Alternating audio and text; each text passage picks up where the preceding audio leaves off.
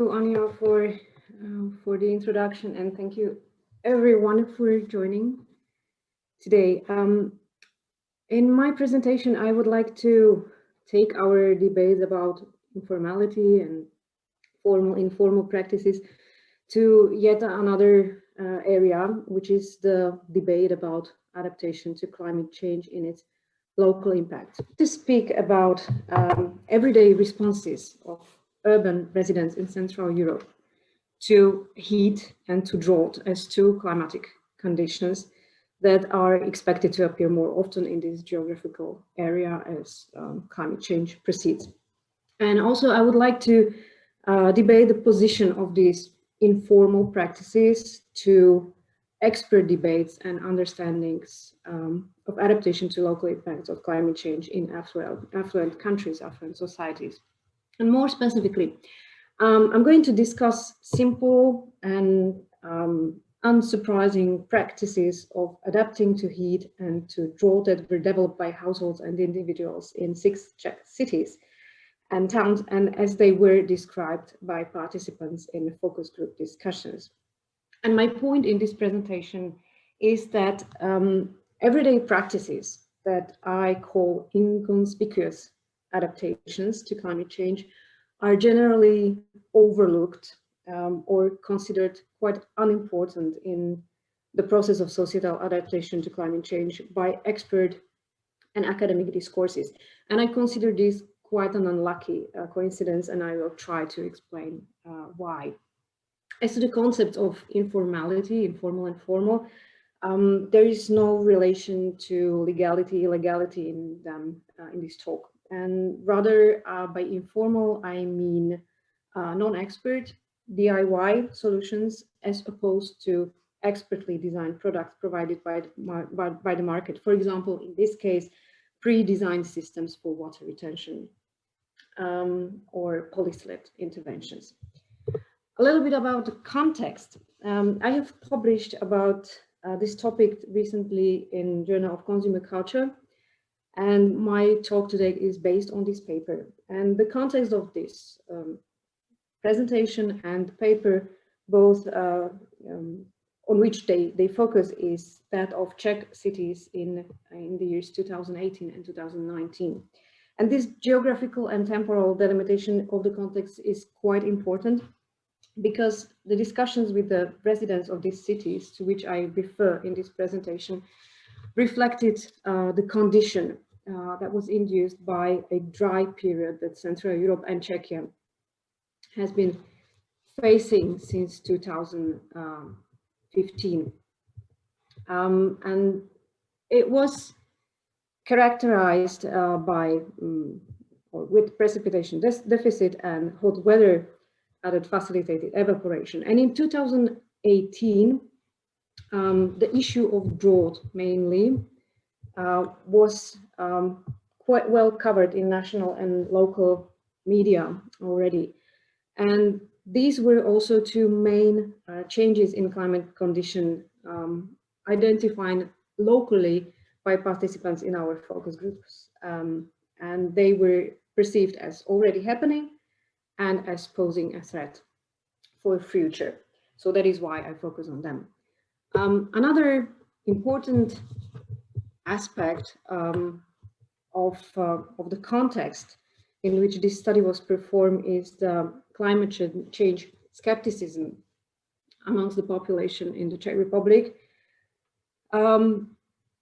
That was identified by some surveys. For example, as Čermák and Patočková have argued based on their analysis of European social survey data, round 8, together with other post-socialist countries, climate change skepticism was relatively high in the Czech Republic as compared to other European countries, although this is changing.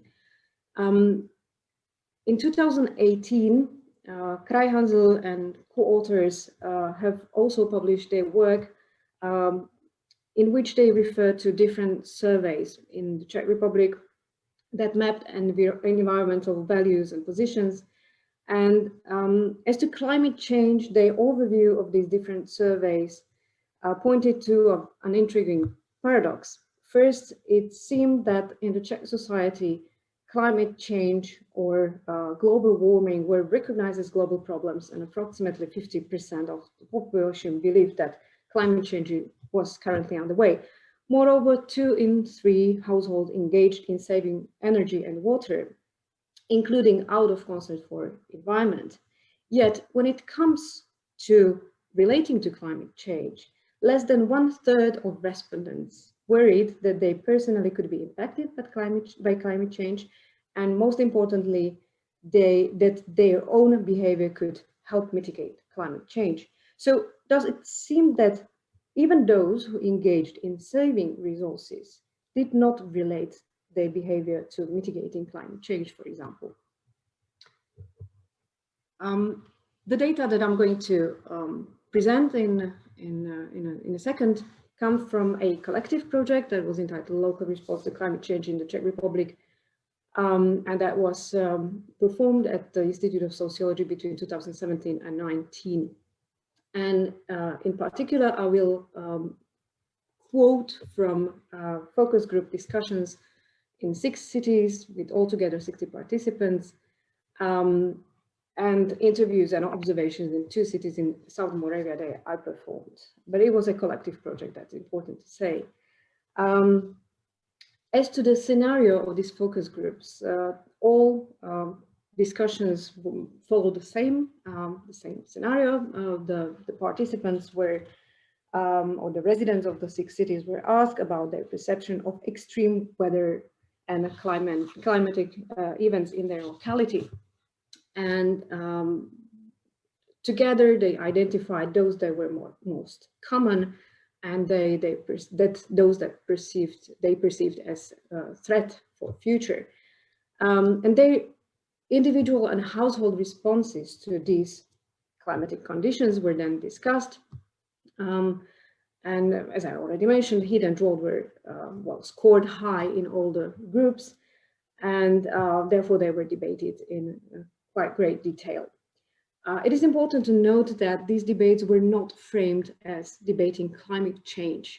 The topic of climate change were raised only in the last part of or the later part of the debate. So what the participants described were their practices, rather weather conditions or something that they perceived without relating to climate change. So now, to finally explain what I mean by those informal practices of adaptation, I will give several examples of practices and responses to heat and drought that we could observe or that were reported by the participants in the focus groups. As you will see, they are very simple strategies, maybe unsurprising because they might be well known in different contexts. Well, I will read at least parts of the quote. This is a conversation from one of the groups where a moderator asked, now I would like to ask you how you keep your flat or house cool when it's extremely hot outside. All the names are pseudonyms. Linda said, you close the blind so that it doesn't get too hot. Someone mentioned it already, and she pointed to another participant. Peppa said, it's ventilators. Moderator then asked again, you said you did not have air conditioning, right? The conversation then followed by Bara saying, we have those bags with gel that you put into the freezer, and when our feet were boiling and totally sweaty, we put them on our feet. We were sort of standing on them. Miroslav then added, when I was still working, we used wash bowls with cold water. Outside of the office hours, we used to have our feet in wash bowls under the tables. In a different group, Joachim said, I did not want to have the air conditioning running all the time, so I bought this fan, and in front of that fan I placed frozen bottles because I really want to feel cold instantly, and I do not want to wait until the entire room gets cold. In a different group, Marcela said, on an extremely hot day, I have this spray for flowers and I humidify the air with it. I walk, I put it on curtains because they say it's super good. When I was living in the studio here in the quarter, I used to do this. I hanged a very wet bed sheet on the balcony. Some of the responses or reactions to the situation of extreme heat, or what was perceived as extreme heat, concerned changes in the practices, in the everyday practices, like Vendula, who said that she cooked differently on a hot day or extremely hot day, or rather she didn't cook and the family ate salads or pasta, something simple. Or Tomáš, who said that he shifts the rhythm of the days so that he avoids working during the hottest time of the day. I get up earlier, he said, I do things that I need to do, and then in the evening again. When it comes to drought, this is a different situation because many households didn't experience drought directly, having the tap water in their households. It was more directly experienced by gardeners, by those who had garden. But in all group discussions, saving water was a clear-cut response to the situation of drought perceived as a problem, as a general problem in the Czech Republic. And for example, Emil said, for the first time in my life, I do not let water from the tap drain away. I have special containers and I fill them with that water and I use them 20, 40 or 50 liters to water greenery around our prefab. And people come to look at my roses bloom. I never did that before, but it is such a waste of water when it drains away, to help, forgive me. Or Josef said, we do not flush toilet every time and it's not a problem. Or Sonia, well, I have to say that I have cut my water consumption. Everyone likes to drink cold water, of course, especially in summer, right? I like cold water in winter as well. So I fill bottles, half-liter bottles, and I put them to the fridge. And then I do not need to let 10, 20 or 50 liters of water flow. I don't know how much. The gardeners describe what they do in their practice of gardening and planting vegetables, for example. Stania said, we have a garden. I stopped growing some things completely. And my parents who live elsewhere, but they face same drought as in the place where she lived in, stopped as well. So some things that we used to grow, we do not plant anymore. And I water plant more often. We had to make a new drill because we would not be able to pay for it. And I have not seen green grass this summer. Josef, for example, describes how he mows grass with a seed because it cut it high. And he says when you have those 10 or 15 centimeters above the top, that is ideal to keep water in soil. And final slide with examples describes how participants changed or adjusted their homes, their houses, so that they collect rainwater. Adela said, so we made collectors on our house. You have those walls and then you put barrels everywhere. And from all the eaves, you collect water to the barrels and tanks. And then you use it. We use it also in our household. We are crazy enough to take it to the bathroom. We would like to flush toilet with it. Or from a different group, Stanislav said, during spring and autumn, when it rains, we put those big barrels under the eaves, and then we change the barrels so that we have enough water in the garden. Darinka, we collect rainwater all the time. We have tanks in the basement and also outside in the summer house, and we collect all rainwater. But as she says, about the year 2018, but this year there was no rainwater. Two pictures just to show two examples of how differently the tanks may look. Sometimes, well, the picture on the right is an interesting combination of, well, the barrel, then there is a pump in the barrel that pumps the water to a different system of tanks at the different side of the house. So what I have now quoted are descriptions of simple practices or solutions that bring relief, physical or psychological, in a situation of heat wave, or that help save, recycle, or might multiply resources like water. These practices help households and individuals adapt to the situations that they perceive as new, but that they expect to appear in the future. It helps them to accept them and to find strategies that would help them to include such situations to their everyday life, also in future. I call these practices inconspicuous adaptations with reference to how the adjective inconspicuous has been used in environmental sociology, which is connected to inconspicuous consumption as referring to everyday life, to routine, and hidden, habitual, unreflexive practices that are associated with daily reproduction, as Shaw and Ward have described it. These practices also are very much part of the everyday life, they are routine, etc. But why are they interesting? They really might be something that we can think about or we already know, but I still believe they are interesting to debate. First of all, these practices do not require increased consumption of resources or materials. And they are often DIY solutions or creative uses of objects that are already present in households, such as that spray for watering plants that suddenly has a new use, new purpose. Also, often, not always, they represent sustainable practices that, however, are unrelated to the public debate about climate change, and especially to individuals' positions on the issue. So, in fact, they represent examples of what Toole and co-authors have noted as adaptation to climate change that they believe may happen actually haphazardly and unconsciously and without being noticed. Also, they are developed in parallel with less sustainable practices. Some of the participants mentioned that they had air conditioning and they used air conditioning, although they tried to use it as reasonably as possible, or they built external pools in the gardens.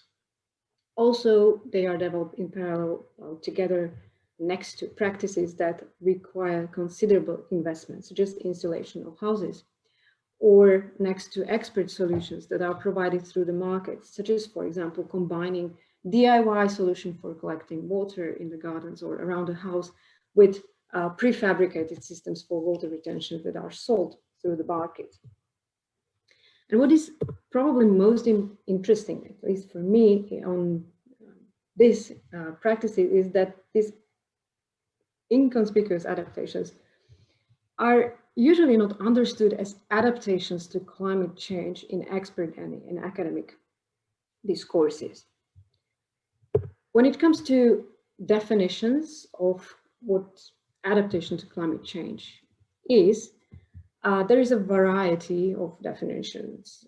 One well known by Intergovernmental Panel on Climate Change understands adaptation to climate change as covering a wide range of strategies and practices from individual and private to institutional and public that prevent negative impacts of climate change.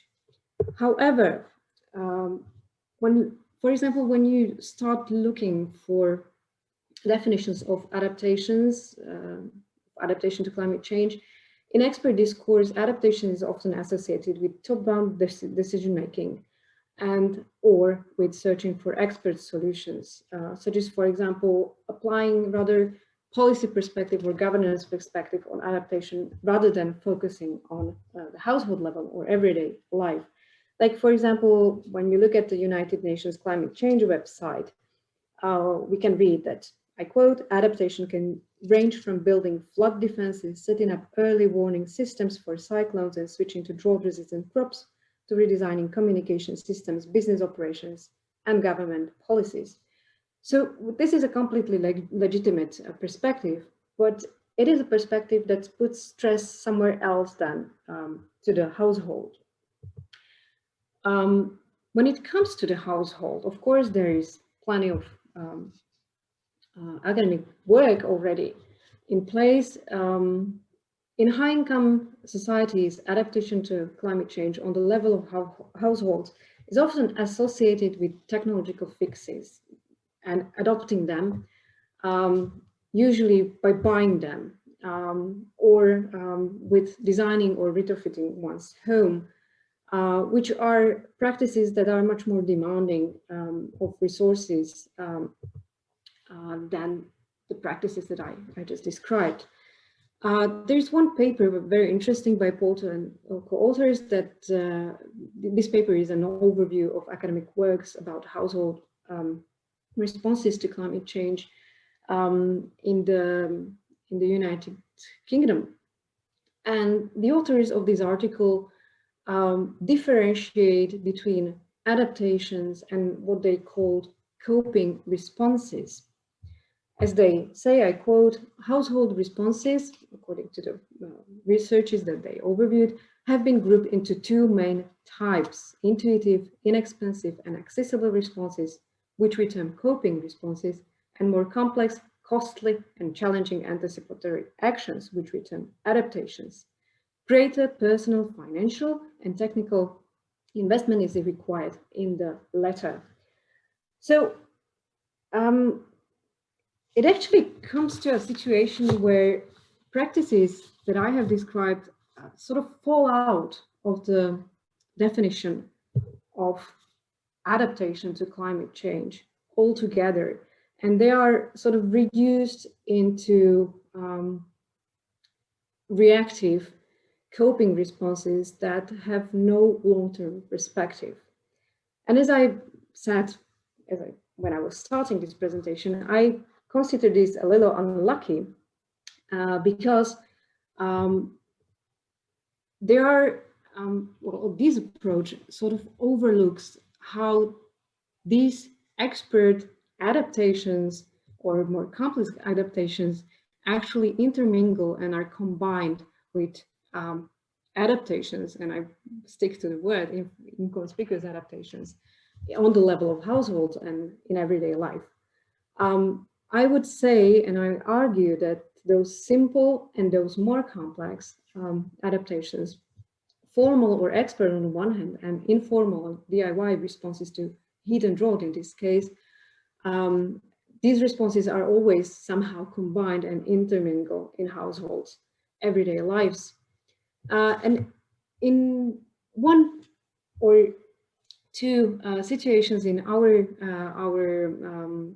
focus group discussions, we even found out that non-expert and simple practices were sometimes preferred over top-down programs that helped sustainable adaptation, such as, for example, programs for financial support to install systems for rainwater collection, because the DIY solutions were perceived as less administratively demanding, and also they were cherished as already established practices. One of the responses was like a sort of refusal of the top-down programs as proposing something that is already in place for a long time, so therefore uninteresting.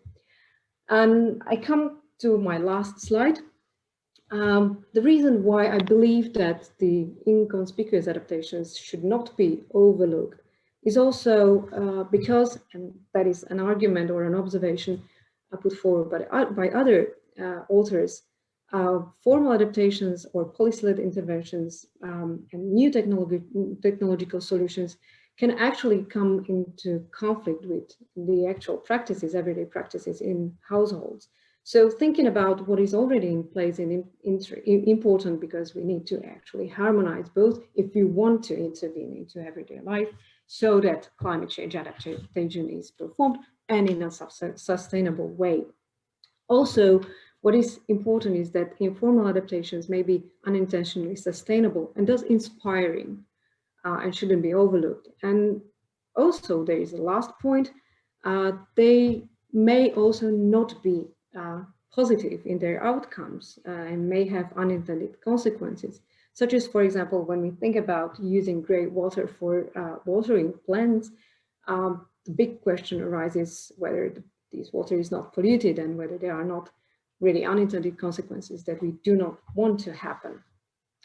And the very last point of my presentation is an open question for maybe for a debate, whether these practices may or may not have also a political aspect in them, a political in a very subtle meaning of the word, in the sense of being connected with the actual opinions and attitudes of people towards climate change.